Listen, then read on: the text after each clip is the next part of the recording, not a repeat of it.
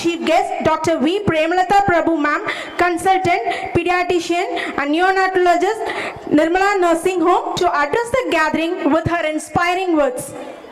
அனைவருக்கும் வணக்கம். கற்க கசடர கற்பவை கற்றபின் நிற்க அதற்கு தக. கல்வியே சக்தி, கல்வியே செல்வம், கல்வியே நம் எதிர்காலம்.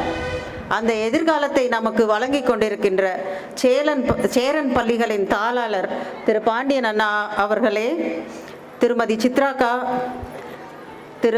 திருமதி தரணி மற்றும் இந்த பள்ளியின் அட்வைசர் சார், இந்த பள்ளியின் பிரின்சிபல், டீச்சர்ஸ், பெற்றோர்கள் மற்றும் மாணவ செல்வங்கள் அனைவருக்கும் எனது நன்றியை தெரிவித்துக் கொள்கிறேன். இந்த மாதிரி ஒரு மாலை வேளையில் இவ்வளவு அழகான குழந்தைகளோட என்னோட உரையாடுறதுக்கு ரொம்ப நன்றி, இந்த வாய்ப்பை எனக்கு வழங்கியதற்கு. நான் ஒரு பீடியாட்ரிஷியன், குழந்தைகள் மருத்துவர். தினமும் பார்த்திங்கன்னா குழந்தைகளோட அழுகை, சிரிப்பு, அவங்களோட கோபங்கள், விருப்பங்கள் இதையெல்லாம் பார்த்து தான் டெய்லி என்னோட வேலையே அதுதான். ஸோ அதனால் அந்த குழந்தைகளை பற்றி சில விஷயங்களை உங்ககிட்ட பகிர்ந்துக்க விரும்புகிறேன். இப்போ குழந்தைங்களோட வாழ்க்கைக்கு நம்ம என்ன பண்ணுனா இன்னும் கொஞ்சம் நல்லா இருக்கும், அவங்கள எப்படி நல்லா கொண்டு வரலாம் அப்படிங்கிறத பற்றி. Growth and development. இப்போ ஒரு குழந்தையோட வளர்ச்சியை நம்ம ஃபஸ்ட்டு பார்க்கலாம். வளர்ச்சினா என்ன? ஹைட் மட்டும் வளர்றது வளர்ச்சி கிடையாது. இப்போ ஒரு குழந்தை என்கிட்ட கேட்டாங்க, டாக்டர் நான் 6 மந்த்ஸாக காம்ப்ளான் குடிச்சிட்டு இருக்கேன், ஆனால் ஏன் என் ஃப்ரெண்டை விட இன்னும் ஷார்ட்டாக இருக்கிறேன்? இதே கொஸ்டினை நிறைய பேரண்ட்ஸும் கேட்குறாங்க. இதே ஏஜ் தான் எங்கள் பக்கத்து வீட்டு குழந்தை, அவன் இவனை விட ஷார்ட்டாக இருக்கிறான், நான் என்ன பண்ணட்டும் அப்படின்னு சொல்லி கேட்குறாங்க. ஸோ க்ரோத்துங்கிறது பல பொட்டென்ஷியல்ஸ், நிறைய ஃபேக்டர்ஸ் டிபெண்ட் ஆகிருக்குது. First thing genetic. ஸோ நம்மளோட ஜெனட்டிக் மேக்கப் என்னவோ இப்போ அது மாதிரி தான் நம்மளோட வளர்ச்சி வரும். இப்போ பார்த்திங்கன்னா நாங்களே இப்போ எல்லா குழந்தைங்களுக்கும் இப்போ நீங்கள் பார்த்துருப்பீங்க, இப்போ பீடியாட்ரிக் கிளினிக்கெல்லாம் வந்தால் வெறும் காய்ச்சல், தலைவலி அது மட்டும் பார்க்குறது கிடையாது. இம்யூனைசேஷனுக்கு வரும்போது எவ்ரி சைல்டு பிறந்தோடனே நாங்கள் ஃபைல் கொடுத்துட்றோம், அதில் க்ரோத் சார்ட்டும் போட்டு கொடுத்துட்றோம். ஸோ அவங்களோட ஹைட்டு, வெயிட்டு, ஹெட் சர்கம்ஃபரன்ஸ் எல்லாத்தையுமே மார்க் பண்ணி கொடுத்துட்றோம். ஸோ அதில் எப்படி ப்ரெடிக்ட் பண்ணுறோம்? ஃபாதரோட ஹைட்டு, மதரோட ஹைட்டு, அதை வச்சு இந்த குழந்தை எவ்வளோ வளருவாங்க அப்படின்னு ஓரளவுக்கு நம்ம ப்ரெடிக்ட் பண்ண முடியும். That is call mid parental height. அதுக்கு ஃபார்முலா இருக்குது. பெண் குழந்தைனா இவ்வளோ வளருவாங்க, ஆண் குழந்தைனா இவ்வளோ வளர்ச்சி அடையலாம். ஸோ அதை வச்சு அதுக்கு தகுந்த மாதிரி வளர்கிறாங்களா அப்படிங்கிறத தான் நம்ம பார்க்க முடியும். இது ஜெனட்டிக் ஃபேக்டர் தான் மெயின். அஃப்கோர்ஸ் மற்ற அதர் ஃபேக்டர்ஸும் இருக்கிறாங்க. அவங்களோட நியூட்ரிஷன், அவங்களோட என்விரான்மெண்ட்டு, இப்போ வேறு ஏதாவது பெரிய இல்னஸஸ் எல்லாம் இருந்ததுன்னா அது க்ரோத், ஹைட்டு, வெயிட்டு எல்லாத்தையுமே அஃபெக்ட் பண்ணும். இல்லை சில ஹார்மோன் தொந்தரவுகள் இருந்தாலும் இந்த வளர்ச்சி குறையிறதுக்கு வாய்ப்பு இருக்குது. அதெல்லாம் கரெக்ட் பண்ணக்கூடிய விஷயங்கள் தான். பட் ஜெனட்டிக் மேக்கப்லாம் மெயின் இது. அது இல்லாமல் இப்போ ஹார்மோன் தொந்தரவெல்லாம் இருக்குன்னா இப்போ க்ரோத் ஹார்மோன் கூட அவைலபிள் தான், ஸோ ஹைட் வர்றதுக்காக. பட் அது எல்லாருக்கும் போட முடியாது. அது தேவைப்படுற குழந்தைங்களுக்கு மட்டும்தான் அதை கொடுக்க முடியும். அதே மாதிரி ஹைட் வெலாசிட்டின்னு பார்த்தீங்கன்னா ஒரே மாதிரியே வளர்ந்துட்டு இருக்க மாட்டாங்க. இப்போ 50 சென்டிமீட்டரில் பிறக்கிற குழந்தை ஒரு வருஷத்தில் 75 சென்டிமீட்டர் வளருவாங்க, அதாவது 25 சென்டிமீட்டர். இதே மாதிரியே வளர்ந்துட்டே போக முடியாது இல்லைங்களா? 25 சென்டிமீட்டர் வருஷம் வளர்ந்தால் என்ன ஆகுறது? ஸோ பட் ஃபஸ்ட்டு இயரில் அந்த மாதிரி இருக்கும். அதே மாதிரி இன்னொரு க்ரோத் ஸ்பாட் எப்போ வருது? பியூபர்ட்டி அப்போ. பெண் குழந்தைங்கன்னா கொஞ்சம் முன்னாடியே, அதாவது ப்ரீ பியூபர்ட்டலாகவே அவங்களோட ஹைட் வரும். இதுவே பசங்க எடுத்துக்கிட்டோம்னா பியூபர்ட்டி அப்போ தான், அதாவது ஒரு 13-14 வருஷத்தில் தான் அவங்களோட க்ரோத் ஸ்பாட் ஸ்டார்ட் ஆகும். ஸோ அதுக்கு தகுந்த மாதிரி அவங்க வளர்கிறாங்க. அடுத்தது டெவலப்மெண்ட்டுன்னு எடுத்தாங்கன்னா அவங்களோட எல்லாமே சோஷியல், இமோஷ்னல், காக்னிட்டிவ் டெவலப்மெண்ட் எல்லாமே வளரணும். ஒரு குழந்தை என்கிட்ட கேட்டாங்க, டாக்டர் ஏன் கவுஸ் எல்லாம் ப்ரஷ் பண்ணுறதில்ல, ஏன் மாடு ஆடெல்லாம் பல்லு விளக்க மாட்டேங்குது, எங்கள் அம்மா மட்டும் என்னை மட்டும் பல்லு விளக்க சொல்கிறாங்க அப்படின்னு சொல்லிட்டு.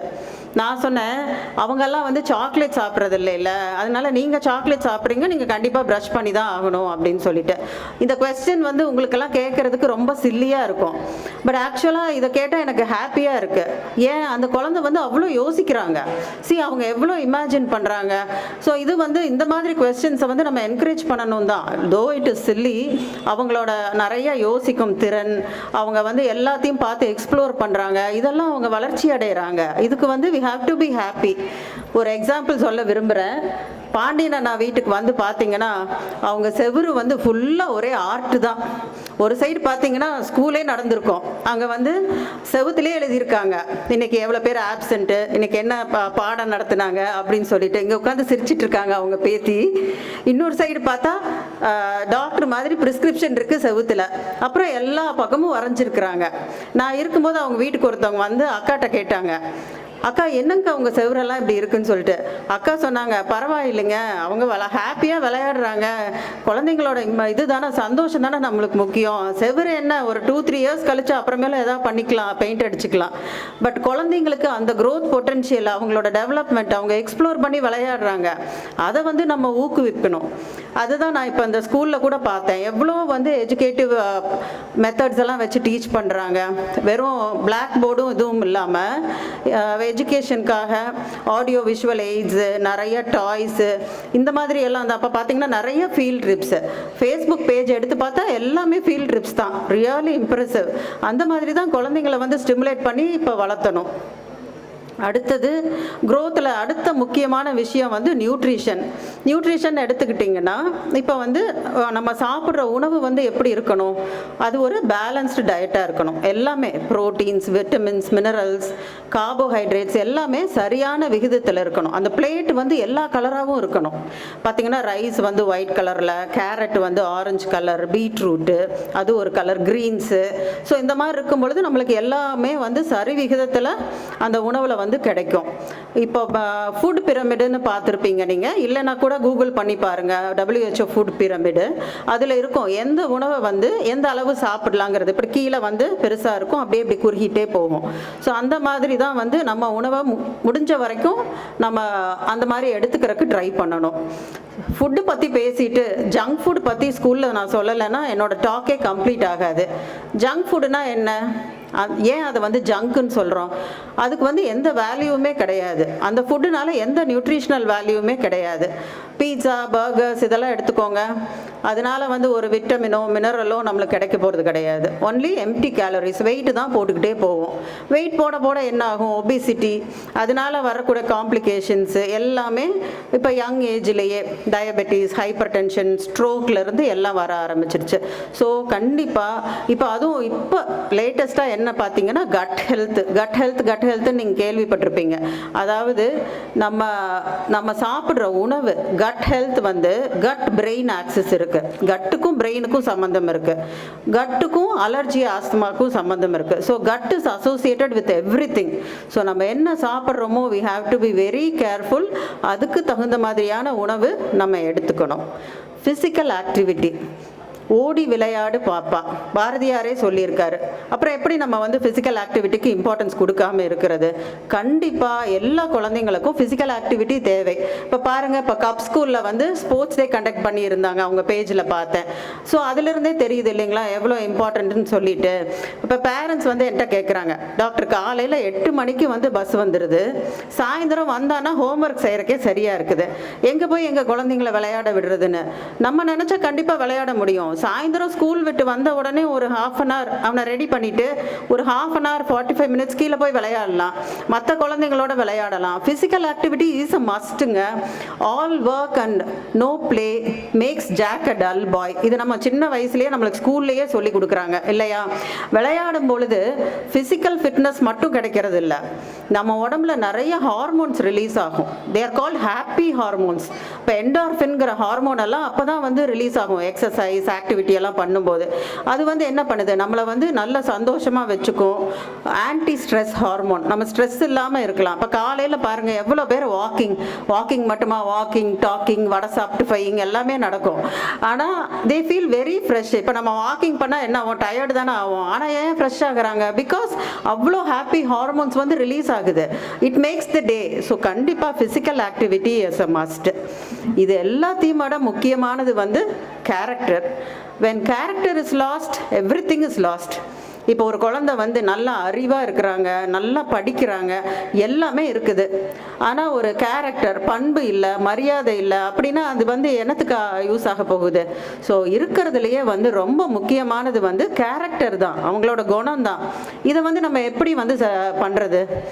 குழந்தைங்களுக்கு யாருங்க ரோல் மாடல்? பேரண்ட்ஸ் தான். நம்ம வந்து நீ இப்படி இரு அப்படி இருன்னு சொன்னால் பத்தாது, நம்ம எப்படி நடந்துக்கிறோமோ அதை பார்த்து தான் குழந்தைங்க வருவாங்க. எல்லாருக்கும் ரோல் மாடல் அவங்க பேரண்ட்ஸ் தான். இப்போ நம்ம உட்காந்து டிவி பார்த்துட்டு நீ டிவி பார்க்காத அப்படின்னு சொன்னால் குழந்தைங்க டிவி பார்க்காம இருக்க முடியுமா? நம்மளும் வந்து அவங்களோட அந்த கொஞ்ச நேரத்தை, ஃபுல் டைம் இல்லாட்டியும் பரவாயில்லை, குவாலிட்டி டைம் கொடுக்கணும். அட்லீஸ்ட் ஒரு ½ அன் ஹவர் கொடுத்தாலும் ஃபுல்லாக அவங்களுக்காகவே we have to spend our time. அவங்களோட பேசலாம், அன்னைக்கு என்ன நடந்துச்சு, அவங்க எப்படி வந்து நிறைய மாரல் வேல்யூஸ் சொல்லி கொடுக்கணும், நம்மளும் செய்யணும் அதே மாதிரி. ஸோ இதையெல்லாம் பார்த்து வளர்றப்ப தான் அவங்களுக்கும் வந்து அந்த கேரக்டர் வந்து டெவலப் ஆகும். ஸோ குழந்தைகளை வந்து நல்ல வளர்ச்சிக்கு நம்ம நல்ல ஒரு நியூட்ரிஷன் கொடுத்து, தேவையான ஃபிசிக்கல் ஆக்டிவிட்டி, ஸ்டிமுலேஷன், இந்த மாதிரி ஒரு நல்ல ஸ்கூலில் படிக்க வச்சு நல்ல கேரக்டர் அவங்களுக்கு வளர்றதுக்கு நம்மனால கண்டிப்பாக நம்ம வந்து எல்லாரும் அதை பண்ணணும். we can all do it. and குழந்தைகளை வந்து நல்ல மாணவர்களாக மட்டுமல்லாமல் மனிதர்களாகவும் இந்த சமுதாயத்துக்கு உருவாக்கி கொடுக்க வேண்டியது நம்ம எல்லாரோட டியூட்டியும் கூட. நம்மனால கண்டிப்பாக நம்ம வந்து எல்லாரும் அதை பண்ணணும். we can all do it. and குழந்தைகளை வந்து நல்ல மாணவர்களாக மட்டுமல்லாமல் மனிதர்களாகவும் இந்த சமுதாயத்துக்கு உருவாக்கி கொடுக்க வேண்டியது நம்ம எல்லாரோட டியூட்டியும் கூட. எனக்கு இந்த வாய்ப்பு அளித்ததற்கு மீண்டும் ஒரு முறை நன்றி கூறி விடைபெறுகிறேன். வணக்கம்.